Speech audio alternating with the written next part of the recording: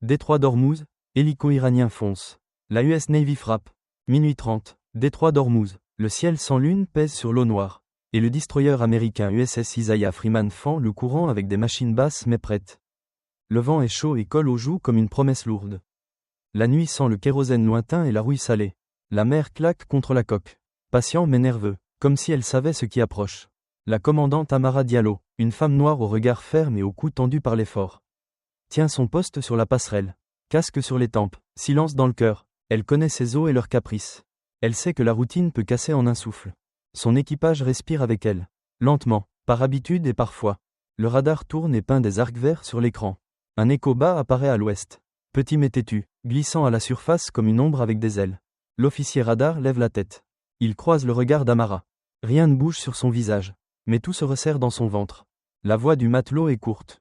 Contact aérien à faible altitude. Cap vers nous, vitesse en hausse. Amara approche et fixe le poing qui danse sur le verre. Elle ne regarde pas la mer. Elle écoute la salle respirer. L'enseigne Maya Okoye se tient à sa droite. Petite silhouette nerveuse avec un bracelet de fil rouge autour du poignet. Souvenir discret d'une sœur restée au pays. Et des yeux doux qui défient la peur avec une lumière tranquille. Maya ne parle pas beaucoup. Mais ses mains sont sûres et rapides. Comme des oiseaux qui savent la route même dans le noir. Amara sent sa présence comme on sent un arbre dans le vent. Ancrée, souple, silencieuse. Le genre de personne qu'on veut dans la tempête. Le contact s'approche. Un hélicoptère, dit le technicien. Profil non identifié. Altitude instable. Trajectoire croisée. La radio grésille et cherche des mots. Amara baisse le menton. Passer à la fréquence d'interception. Annoncer notre cap et notre statut. Rien d'agressif. Juste clair. Un timbre ferme et protocolaire sort du haut-parleur. Navire de guerre des États-Unis. Vous entrez dans une zone de sécurité autour de notre bâtiment. Identifiez-vous et maintenez une distance sûre. Silence. Seules les pales de l'hélicoptère répondent. Grave et invisible, comme un tambour qui s'approche. Amara se souvient d'une autre nuit. Ailleurs, avec une autre mer et le même bruit de pales. C'était sur un bâtiment plus petit. Et elle était encore XO. La seconde, le capitaine avait hésité dans la lumière vacillante d'une lampe rouge. On avait attendu un signe. Un message, une intention claire. Rien n'avait été clair. Les minutes avaient été longues et moites. Puis la lumière sur l'écran avait basculé. Puis un missile avait fendu l'air comme une langue de feu. Et deux noms avaient glissé hors de la liste des présents et s'étaient posés sur une plaque gravée. Ces noms lui brûlent encore la bouche quand elle pense à eux. Elle s'en souvient sans bruit, comme on serre une cicatrice sous la manche. Sur la passerelle, Maya incline la tête vers la radio. Nouvelle tentative, dit-elle doucement. Amara hoche la tête. Navire de guerre des États-Unis. Répète la voix. Identifiez-vous. Maintenez une distance sûre. Le contact grimpe un peu. Puis redescend. Il coupe en travers, comme un requin qui teste un filet. Le profil de l'hélicoptère se dessine sur la caméra infrarouge. Bribes de chaleur dans l'ombre. 2 pylônes sous les ailes. Charges externes. Configuration militaire. Amara pince les lèvres. Ce n'est pas un oiseau perdu. C'est un oiseau qui sait ce qu'il fait. Les secondes s'allongent. Le monde entier devient petit. Rétréci au vibrement d'un rotor et au va-et-vient d'une ligne verte. Amara sent l'équipage attendre sa voix. Elle ne pense pas en mots. Elle pense en poids. Elle pense à l'arc que la nuit trace entre les choses. Elle pense à la promesse qu'elle a faite d'être un bouclier sans être une étincelle de trop. Elle ne pense pas à son nom. Elle pense au navire, à chaque personne dessous, à chaque respiration posée sur l'acier. L'hélicoptère s'approche dangereusement. Il flirte avec la distance minimale. Puis l'effleure, puis la griffe. Une alarme courte ping au-dessus de la console. Maya lève les yeux. Amara souffle un ordre. Poste de combat. Toute la passerelle devient l'angle d'une lance. Les hommes et les femmes se mettent en place avec un calme appris par des heures et des heures d'exercice. Ce n'est plus un exercice. Le mot alerte claque en elle comme un éclair silencieux. Elle garde sa voix monotone. Rien de tranché dans le ton. Tout tranchant dans les décisions. Aucun retour radio, dit le chef des communications. L'appareil maintient sa course. Amara appuie sur la rambarde et sent le métal froid malgré la chaleur. Elle donne l'ordre d'illumination. Projecteur prêt. Laser d'avertissement prêt. Haut-parleur prêt. Ils envoient la lumière. Une ligne rouge balaie l'ombre. On annonce le message en plusieurs langues. Les mots coulent. Solide. Réglé. Professionnel. L'hélicoptère ne dévie pas. Il descend encore, presque au ras des crêtes blanches. Il penche, s'aligne. Un frisson monte le long de la colonne d'Amara. Elle a vu ce geste. C'est le geste des dents qui mordent. Elle pense aux noms gravés. Encore une fois, comme si la mer les chuchotait sous la coque. Elle pense aux familles qui dorment quelque part. Loin d'ici, les téléphones sur la table de nuit. Elle pense à la promesse de revenir. Même si l'aube doit être lourde. Elle pense, puis arrête de penser. Son regard se fixe sur le tracé de l'hélicoptère. Le mouvement est net. Une passe. Une trajectoire d'attaque possible. La distance tombe. Le temps cesse d'être un fleuve et devient une pierre. Amara parle sans hausser la voix. Autorité d'engagement. Condition rouge.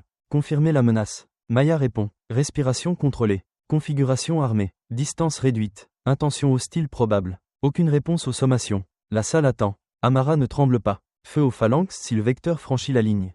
Le chef d'armement confirme. La bouche de l'acier est prête. La tour du CIWS tourne. Sensorique aux aguets, comme une tête blanche qui écoute. Le pont vibre quand les systèmes prennent vie. La mer garde son secret. La nuit retient son souffle. L'hélicoptère tâche de raser le flanc tribord. Il glisse dans l'angle comme une lame courte. La ligne est franchie. Amara n'attend pas une seconde de plus. Feu, dit-elle. Son souffle ne tremble pas. Le monde explose en métal. Le phalanx crache une pluie blanche et orange. Un râle de tonnerre compact. 4 secondes. 4 secondes d'une voix qui déchire. 4 secondes de feu qui écrit une réponse dans le noir. Les traçantes cisaillent l'air et mordent la machine. La caméra accroche la silhouette qui se brise. Un panache de fragments, un cri de rotor, une queue qui roule. La mer ouvre sa bouche et avale. Le bruit s'éteint comme une lampe. Silence. Un silence qui a un poids. Un silence qui est un mur. Amara garde les yeux sur l'écran. Maya compte dans sa tête sans bouger les lèvres. Le radar montre des échos qui meurent. Une lueur d'huile s'étale. Une voile de fumée monte puis s'éteint dans le vent. Amara avale sa salive. Elle ne sourit pas. Elle ne baisse pas les épaules. Elle respire. Elle demande des dégâts. Aucun impact sur nous. Aucun blessé à bord. État des systèmes. Stable. Sentinelle et pont. En alerte. Équipe d'observation. Veille. On reste en condition de combat jusqu'à nouvel ordre. La radio reste muette un moment. Puis crache des voix lointaines et brouillées. Des coordonnées sont jetées. Des questions aussi. Amara répond avec précision. Ton professionnel est mesuré. Elle rapporte le contact, les sommations, la distance, les gestes, la durée de feu. Elle n'ajoute pas le goût métallique sur sa langue. Elle n'ajoute pas les 2 noms dans sa mémoire. Elle n'ajoute pas la sensation d'ouvrir la main et de la refermer sur le vide. Elle garde ça pour elle. La nuit se remet à respirer. Le navire aussi. Chacun bouge un peu, cherche un appui, ajuste un écran, replace un casque. Les muscles relâchent une tension enfilée depuis des minutes interminables. Le commandant des machines appelle. Tout est vert en bas. Les turbines chantent leurs notes habituelles. Amara répond d'une voix souple. Bien reçu, merci. Elle regarde Maya. Bien joué, enseigne. Maya hoche la tête, yeux baignés d'un éclat humide qu'elle retient avec pudeur. Son bracelet rouge passe dans sa paume. Un aller-retour discret. Amara pense à la première fois qu'elle a vu Maya sur le pont. Elle avait les mêmes yeux calmes. Des yeux qui disent je suis là. Des yeux qui tiennent bon pour 2. Le temps reprend sa course normale. Mais rien n'est normal. La mer a mangé un corps de plus et l'a rendu au chiffre. Des vies se tordent quelque part. Des appels vont monter. Des mots officiels vont courir dans des couloirs où la lumière est toujours blanche. Sur le pont, l'air est plus lourd. L'odeur de poudre s'est posée dans tous les plis. Amara sait qu'elle va écrire. Elle sait qu'elle va dire chaque geste. Chaque seconde, chaque ligne de protocole suivie avec soin. Elle sait qu'on lira, on jugera, on demandera si on aurait pu attendre une seconde de plus. Ou moins. Elle sait déjà ce qu'elle répondra. Elle sait aussi que, plus tard, dans le calme, la question n'aura pas le même visage. Elle appelle ralliement sur le pont arrière. Les équipes se rassemblent, gilets fermés, visages fatigués et clairs. Amara se tient devant eux.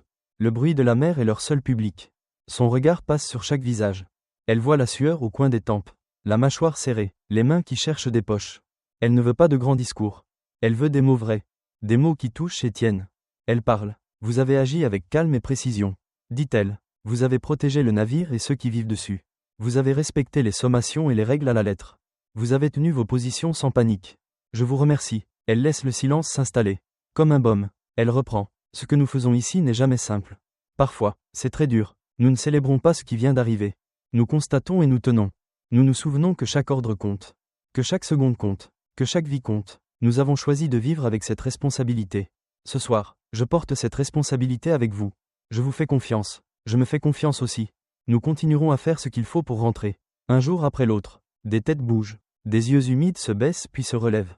Un souffle passe. Les épaules se redressent. Une main frappe doucement une épaule. Un rire court et cassé, pour évacuer le trop-plein. Le navire vit encore. Il reprend sa ronde dans l'eau sombre. Les veilleurs remontent. Les consoles reprennent leurs chansons de bip et de lumière sourde. Maya reste un peu en arrière. Elle regarde la mer. Son bracelet rouge accroche la lueur d'une étoile. Amara s'approche et s'arrête à côté d'elle. Pas besoin de parler. Le silence suffit. Plus tard, le message sécuritaire tombe. On annonce que l'incident est consigné. On annonce que la chaîne diplomatique va s'ouvrir. On annonce qu'il y aura des questions, des enquêtes, des réunions. Le monde a ses rythmes. La mer a les siens. Amara reste droite. Elle se prépare à écrire. Encore. Elle se prépare à parler. Encore. Elle se prépare à revivre la scène. Encore. Car c'est toujours une histoire à raconter. Avec toutes ses arêtes, à ceux qui n'étaient pas là. Et parce que raconter, c'est aussi porter. La nuit s'étire et s'éclaircit à peine. Des oiseaux méticuleux rasent la surface. Ignorant des cartes et des noms. Amara descend dans sa cabine quelques minutes. Elle lave ses mains. L'eau coule et emporte un peu d'odeur de poudre. Elle se regarde dans le miroir. Ses yeux la fixent. Il ne revendique rien. Il constate. Elle pense à sa mère qui disait que la bonne décision est parfois celle qui fait le plus mal. Parce qu'elle pèse plus lourd que soi. Elle pense au petit quartier où elle a grandi. À la rue qui porte le nom d'un rêveur. À la chaleur, au rire, à la musique un soir de fête. Elle pense à la petite fille qui regardait les avions et croyait qu'ils coupaient le ciel pour le guérir. Elle pense aux 2 noms gravés. Puis elle pense aux noms dans les cabines autour d'elle.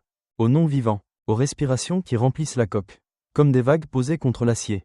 Elle se promet encore une fois de garder cela devant. On frappe doucement à sa porte. C'est Maya, fine, déterminée, la fatigue assise sur ses épaules comme un manteau trop grand. Commandante, dit-elle, le rapport d'événement est prêt à relire. Amara la remercie. Elles s'assoient l'une à côté de l'autre. Elles lisent chaque phrase. Elles coupent les mots qui bavardent. Elles gardent les mots qui tiennent. La vérité technique y est. Précise, sèche, rigoureuse. Mais sous la surface, il y a la part humaine que l'on ne mettra pas sur le papier. Amara signe. Maya signe. Le document file dans le circuit. Quand Amara remonte, l'aube pose un doigt froid sur la mer. Le ciel reste un capuchon de cendres. Mais tout est plus net. Les contours reviennent. Simple. Après la nuit, un message discret arrive sur la passerelle. On lui demande sa disponibilité pour une communication avec le groupe opérationnel. Elle répond oui. Elle se place devant l'écran. Des visages apparaissent, propres, lumineux, très loin et très près à la fois. Elle parle calmement. Elle répond aux questions. Elle explique le protocole. Elle répète la séquence des faits. Elle ne joue pas. Elle ne dramatise pas. Elle reste dans la rigueur d'une ligne droite. Puis l'échange se termine. L'écran revient au noir. Le navire est toujours le navire. Les heures glissent et se rangent l'une derrière l'autre. Un bruit de clé, une odeur de café, une blague qui roule entre 2 écrans. La vie reprend sa surface quotidienne. Mais sous la surface, tout est plus dense. C'est comme marcher après une tempête. Le sol a l'air pareil. Il n'est pas pareil. Les pas pèsent différents. Amara descend sur le pont. Elle regarde la houle. Elle pense aux hélices du temps qui mélangent la mémoire et la route. Elle sait qu'elle a évité un danger clair et immédiat. Elle sait aussi qu'un autre danger a pris place. Un danger fait de mots, d'angles, d'interprétations. Le monde de Pierre et celui d'Air ne se ressemblent pas. Elle ne peut pas les confondre. Elle ne veut pas les confondre. Maya la rejoint. Elle s'arrête à une distance simple. Elle dit, à voix basse, qu'elle a eu peur. Amara répond qu'elle aussi. Pas la peur qui paralyse. La peur qui oblige à être exacte. Elle partage ce secret-là. Elle le laisse flotter entre elles. Léger et vrai. Le bracelet rouge de Maya accroche une goutte de sel. Amara sourit à cette goutte. C'est un soleil minuscule, prisonnier un instant. Puis il tombe. Puis il disparaît dans l'océan. Le soir revient plus tard. Ralenti par la chaleur. Un message informel remonte de la cafétéria. Les équipes ont laissé un petit mot sur un tableau. Il dit merci pour la clarté. Il dit on dormira un peu mieux grâce à vous. Il dit on reste prêt. Amara lit ces mots avec une retenue qui la tient entière. Elle repense à la première fois qu'elle a pris une passerelle en chef. Elle repense à la sensation de porter un toit au-dessus d'un peuple minuscule et fragile. Avec le vent qui tire dessus. C'est cela, encore, et toujours. Porter, tenir, rompre si nécessaire, réparer ensuite. Elle ne se raconte pas une histoire parfaite. Elle sait que certains diront qu'il y avait d'autres options. Elle sait que d'autres diront qu'elle a sauvé des vies d'une main ferme. Elle sait que rien n'est propre dans une nuit comme celle-là. Elle sait que la mère ne signe pas de reçu. Alors elle rentre dans sa cabine. Elle écrit une lettre qu'elle n'enverra pas. Elle l'adresse aux 2 noms gravés. Elle leur dit qu'elle n'a pas oublié. Elle leur dit qu'elle a fait ce qu'elle a pu pour ne pas recommencer la même histoire. Elle leur dit que ce n'est pas une victoire. C'est un passage difficile, mais nécessaire. Puis elle plie la lettre et la laisse dans son tiroir. Elle éteint la lumière. Elle s'assoit dans la demi-obscurité. Le navire qui vibre tout autour d'elle comme un cœur vaste. Elle ferme les yeux, juste un peu. Elle se promet de tenir jusqu'à l'aube suivante. Puis encore une. Dehors, la mer ne se souvient pas des noms. Mais chaque nom à bord se souviendra de la façon dont ils ont tenu cette nuit-là. Ils se souviendront des sommations claires. Ils se souviendront de la lumière rouge qui a griffé l'ombre. Ils se souviendront du feu court et massif. 4 secondes, pas une de plus. Ils se souviendront des mots d'Amara, posés comme des pierres plates sur un chemin de rivière. Ils se souviendront du regard calme de Maya, et de son bracelet rouge. Et quand la prochaine nuit lourde viendra, ils auront ces souvenirs comme des outils simples, solides, à portée de main. Ce n'est pas une fin parfaite.